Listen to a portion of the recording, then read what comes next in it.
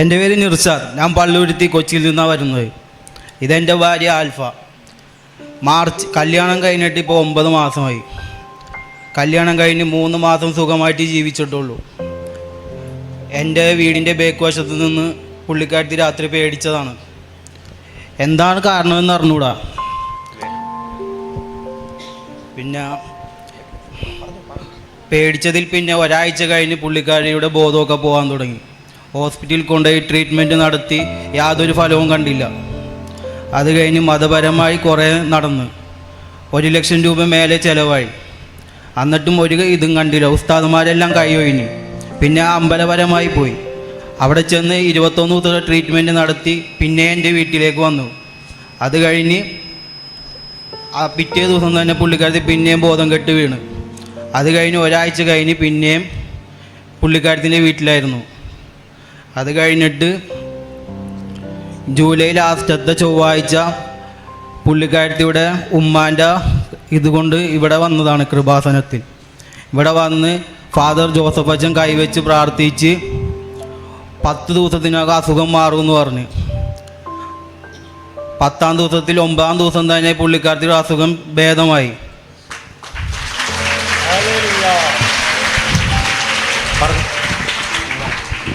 9-ാമത്തെ ദിവസം എൻ്റെ അസുഖം ഭേദമായി. ഭയങ്കര കൂടുതലായിരുന്നു. തല കറങ്ങി ബോധമില്ലാണ്ട് കിടക്കായിരുന്നു. എഴുന്നേറ്റ് കഴിഞ്ഞപ്പോൾ ഞങ്ങൾ മുസ്ലിംസ് ആയതുകൊണ്ട് ഇവിടുത്തെ ഇതൊന്നും എനിക്കറിയില്ല. ഇവിടെ വന്നപ്പോൾ ഒരു ലോക്കറ്റ് തന്നിരുന്നു മാതാവിൻ്റെ. അതിൻ്റെ കഴുത്തിലുണ്ടായിരുന്നു ഒരു രൂപം. എനിക്ക് മേളിൽ കണ്ടു. ഒരു നീല പോലെയാണ് എനിക്ക് തോന്നിയത് ഞങ്ങളുടെ വീടിൻ്റെ മേളിലായിട്ട് ബെഡ്റൂമിൽ. പക്ഷെ അതെന്താണെന്നൊന്നും എനിക്കറിയില്ല. ഞാൻ കരയായിരുന്നു പേടിച്ചിട്ട്. പിന്നെ എഴുന്നേറ്റ് നോക്കി എന്താ കണ്ടതെന്ന് പറയാൻ എനിക്ക് പറ്റുന്നില്ല. കാരണം ഞങ്ങൾക്ക് അറിയില്ല ഇങ്ങനത്തെ രൂപമൊന്നും. പിന്നെ എനിക്ക് പെട്ടെന്ന് ഓർമ്മ വന്നു എൻ്റെ കഴുത്തിൽ കിടക്കുന്ന ലോക്കറ്റിൻ്റെ രൂപമാണ്. അപ്പോഴാണ് മനസ്സിലായത് ഇവിടുത്തെ മാതാവായിരുന്നു അതൊന്ന്. എന്തോ ശരീരത്തിൽ നിന്ന് എന്തോ വലിച്ചെടുക്കുന്നത് പോലെയാണ് തോന്നിയത്. പിന്നെ ഇതുവരെയായിട്ടും എനിക്കൊരു കുഴപ്പവും വന്നിട്ടില്ല. ഓഗസ്റ്റ് 2-ാം തീയതി എൻ്റെ അസുഖം ഭേദമായതാണ്. 3 മാസം ഞാൻ കിടപ്പിലായിരുന്നു. ടോയ്ലറ്റിൽ പോലും ആരെങ്കിലും എന്നെ കൊണ്ടുപോകേണ്ട അവസ്ഥയായിരുന്നു. ഇപ്പം എല്ലാം മാതാവ് ഭേദമാക്കി തന്നു. ഒരുപാട് നന്ദി.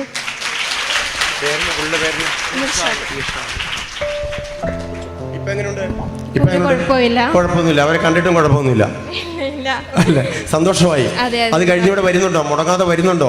ഇല്ല. പിന്നീട് ഞങ്ങൾ വിളിച്ചപ്പോഴൊക്കെ ഓരോ മുടക്കം വരുന്നു. ഇന്ന് വരാനാ പറഞ്ഞത്. പിന്നെ സാക്ഷ്യം പറയാനായിട്ട് ഉടമ്പടി എടുത്തില്ലല്ലോ. ഉടമ്പടി എടുക്കാൻ ആഗ്രഹമുണ്ട്. അപ്പം ചൊവ്വാഴ്ചകളും 2 ഞായറാഴ്ച ഒഴികെ ദിവസം വന്ന് ഉടമ്പടി എടുത്ത് മാതാവിനോട് പ്രാർത്ഥിക്കുക. മാതാവിൻ്റെ കാര്യം തന്നെ ഇതെന്താണ് മാതാവ് ഇങ്ങനെ ഇവരോടൊക്കെ ഇങ്ങനെ നമ്മളുടെ ഒരു സ്നേഹമില്ലല്ലോ അല്ലേ? മാതാവ് കൊല്ലത്ത് ചെല്ലുന്നു, പള്ളുരുത്തി ചെല്ലുന്നു, ഉടമ്പടി എടുക്കാത്തവരുടെ വീട്ടിൽ ചെല്ലുന്നു, പ്രാർത്ഥിക്കാത്തവരുടെ വീട്ടിൽ ചെല്ലുന്നു. മാതാവിന് നിങ്ങളുടെ പ്രത്യേകമായ കരുതലും സ്നേഹമുണ്ട്. ഇങ്ങനെയാണ് മാതാവ്. അപ്പോൾ ഇവിടുത്തെ മാതാവിനെയാണ് ലോക്കറ്റിൽ കണ്ടത്. ലോക്കറ്റ് ഇപ്പോഴും ഉണ്ട്. ശരി, ഓക്കെ. അപ്പോൾ ഉടമ്പടി എടുക്കുമ്പോൾ കൂടുതൽ കാര്യങ്ങൾ മനസ്സിലാവും കേട്ടോ. ഹല്ലേലൂയ. ആരാ പറഞ്ഞു വിട്ടത് ഇങ്ങോട്ട്? എൻ്റെ ഉമ്മയുടെ ഒരു ഫ്രണ്ട് പറഞ്ഞിട്ട് വന്നതാണ്. അവരും മുസ്ലിമാണോ? ഇല്ല, ക്രിസ്ത്യനാണ്. ക്രിസ്ത്യൻസ് ആണ്. അയ്യോ, നല്ല കാര്യം. Praise the Lord. ഹല്ലേലൂയ.